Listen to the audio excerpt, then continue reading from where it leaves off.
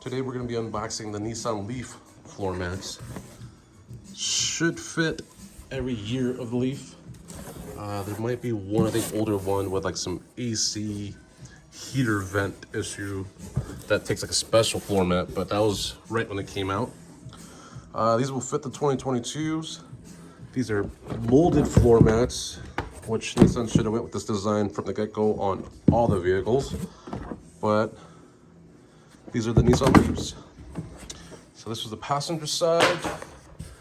Driver's side says Leaf on the floor mat.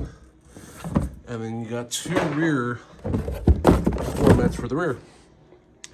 Let's find a vehicle, install them, see what they look like. So here we installed the rear floor mat. It does have a little bit of a lip that goes around. It's not high as like the front ones are, but it still covers a lot. We can install the floor mats in. As you can see, it was molded to the vehicle. It covers a lot of the sides, which is a good thing. This is one of the best accessories you can buy for your vehicle to make sure you protect the floor from dirt, mud, snow, pretty much anything you throw at it.